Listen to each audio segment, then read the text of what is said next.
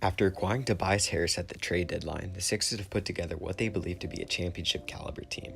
Simmons, Embiid, Butler, and Harris create on paper a team capable of matching the Warriors defensively, and a big game from JJ Redick offensively could win them games in the playoffs. It still seems as if the Sixers are one piece away from a potential championship roster, however, and will need Simmons and Embiid to enter their primes before they are truly able to compete. By the time this happens, however, say in 3 or 4 years, Butler will enter his mid-30s, and the Sixers likely won't have the cap space to re-sign Tobias Harris along with the supporting role players needed to win. Essentially, the Sixers have created a team with a floor of the Eastern Conference semifinals with potentially more for the next 5 or so years, but with a ceiling that's not much higher. Besides, the Sixers have to go through Al Horford, and if the past has told us anything, it's that Joel Embiid going up against Al Horford doesn't end well for Philly. Looking back at the decisions leading up to today, we see that a couple changes to the process could have created a legitimate dynasty in Philly. Going into the 2017 draft, Fultz was the best available prospect for a team in need of a complementary guard alongside Ben Simmons. Fultz was a knockdown shooter, keyword was, in college. It was the right pick at the time. What if the Boston trade had never happened, however, and Philly had stayed at the number 3 pick and drafted Jason Tatum?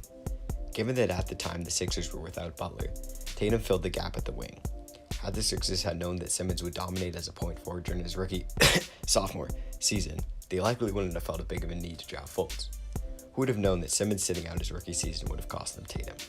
Of course, it's easy to say this after the fact, but moving on to the 2018 offseason, we see things get even worse for Sixers fans. In a hypothetical world where Simmons and Tatum both battle for Rookie of the Year on the same team, where combined with Embiid have an under 25 super team, Philly becomes one of the brightest free agent destinations in the league, and with plenty of cap space to target a max level player. And who was a free agent this past offseason? LeBron James. LeBron considered Philly before signing with the Lakers, but you have to believe it would be hard for LeBron to turn down a situation with 3 young stars he could mentor while winning now. Now with a lineup of Simmons, Redick, Tatum, James, and Embiid, you have yourself a team ready to win now and dominate for the next decade. Looking at the 2019 season, with Anthony Davis requesting a trade, it becomes even more heartbreaking for Sixers fans. The Pelicans decided to wait on trading Davis during the 2019 trade deadline, with the belief that they could acquire Tatum from the Celtics during the offseason. The Celtics were unable to make a move due to the Rose Rule, but the Sixers could have made a move if they had Tatum. Keep in mind that the Sixers still have Covington and Saric, due to not trading for Harris or Butler, along with Miami's 2021 first-round pick and the pick that they dealt to Boston moving up to get Fultz. Tatum, Covington, Saric, and 3 first-rounders would most likely be enough to acquire Davis, which would net the Sixers a lineup of Simmons, Redick, LeBron, Davis, and Embiid. If that's not a super team, I don't know what is. At the end of the day, however, the Sixers didn't draft Jason Tatum. They drafted Markelle Fultz. Instead of trading for Anthony Davis at the trade deadline, they traded Fultz for Jonathan Simmons. Yes, the Jonathan Simmons.